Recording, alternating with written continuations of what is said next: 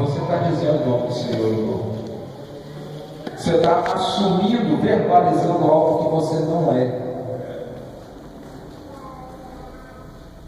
O diabo não brinca de ser diabo. E Deus não brinca de ser Deus.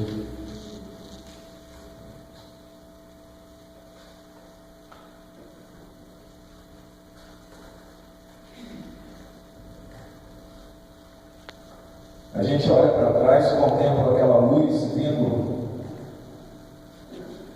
lá daquela cruz e chegando até nós, para que diante das tentações que nos cercam hoje, nós possamos ser fortalecidos. Por isso que é um alimento espiritual. Por isso que é um alimento espiritual. É uma particularidade nossa. Jesus está aqui. Jesus está aqui. E quando a gente participa da mesa, a gente sabe que é um privilégio que o Senhor está nos dando de participarmos. É um momento de intimidade, para que nós possamos ser fortalecidos nele, para que com paciência e perseverança alcancemos vitoriosos naquele grande e glorioso dia em que Ele mesmo há de cear conosco na glória. Pão e vinho.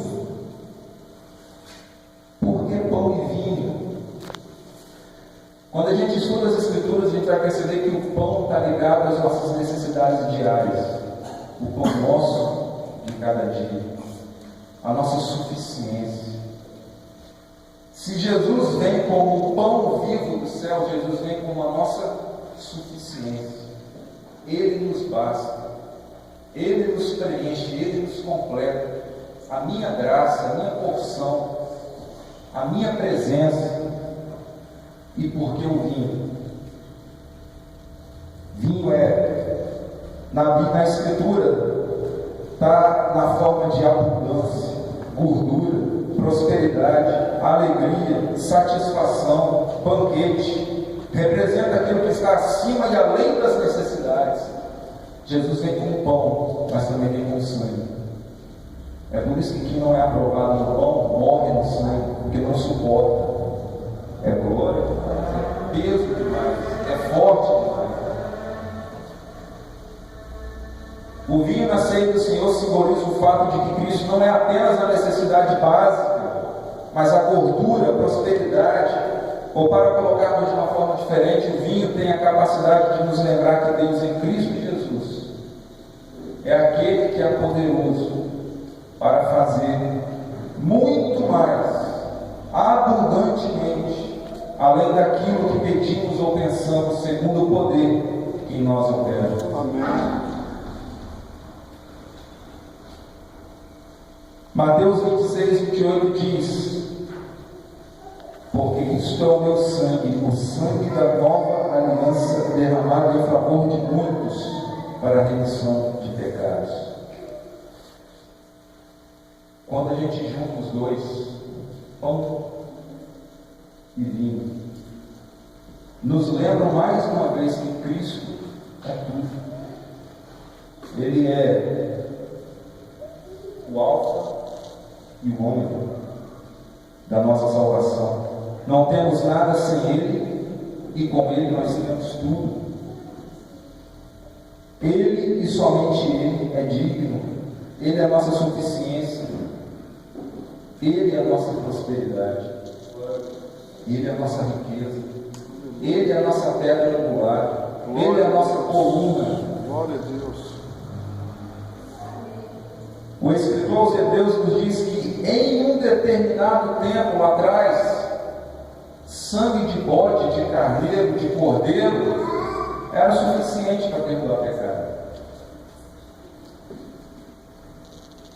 Quanto mais, muito mais e ainda mais, o sangue de Cristo, que pelo Espírito Eterno se ofereceu a si mesmo imaculado a Deus, purificará a nossa consciência das obras mortas para servirmos ao Deus vivo.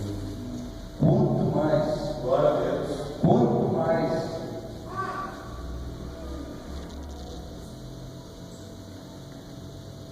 Qual a resposta? Qual a resposta? O que dá como resposta ao sacrifício?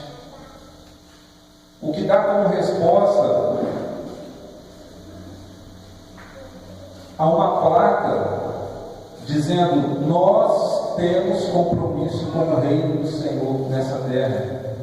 Mas que resposta nós damos? Porque o mundo não tem dificuldade. Eu tenho aprendido isso. O mundo não tem dificuldade em ouvir a palavra. O mundo tem dificuldade em ver a palavra na vida.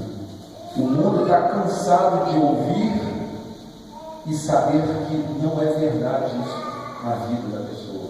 Por isso que o mundo tem se decepcionado e tem se escandalizado com a igreja. Mas Jesus não vai vir buscar a denominação. Jesus não vai vir buscar a placa denominacional. Jesus vai vir buscar a noiva. Amém. E eu tenho certeza absoluta que o mundo não tem problema também com a noiva. O mundo tem compatibilidade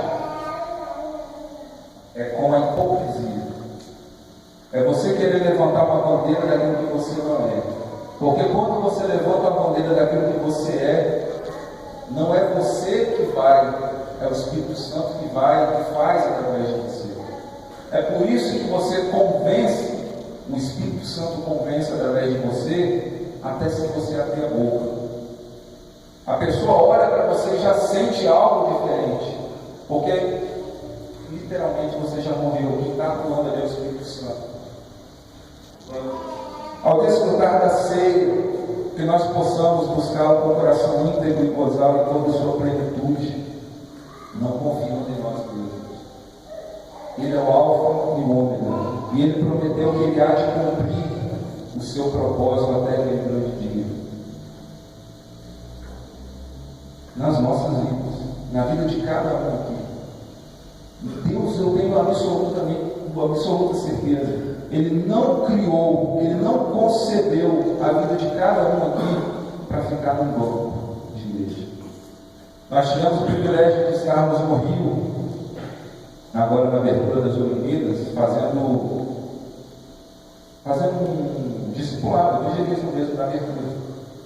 E foi prazeroso você conseguir colocar o evangelho em chinês na mão de um chinês. E por que eu estou querendo tocar nesse assunto? Porque enquanto nós estávamos no final do dia contabilizando, quantas Bíblias e tal foram distribuídas, já começando a contar até os testemunhos entre nós, passa o carro de som. Grande momento num culto, numa igreja tal. Qual o assunto? Missões. É curioso. O mundo desfilando na cara da igreja.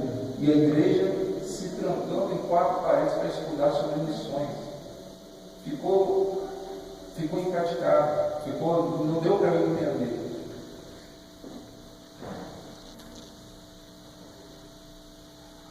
Precisamos ser igreja. Aonde quer que nós estejamos.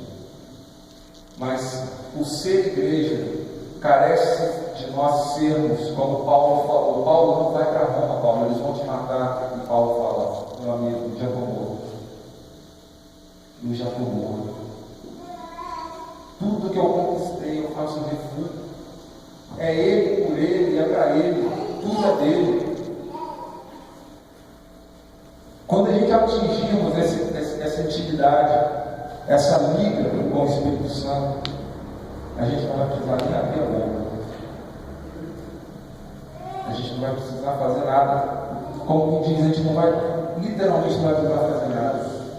Ele que vai fazer. Porque a glória dele é para Ele e é por Ele. Amém, igreja? Amém? Podemos orar? Deus querido, te louvamos, Senhor, por essa noite, por esse presente.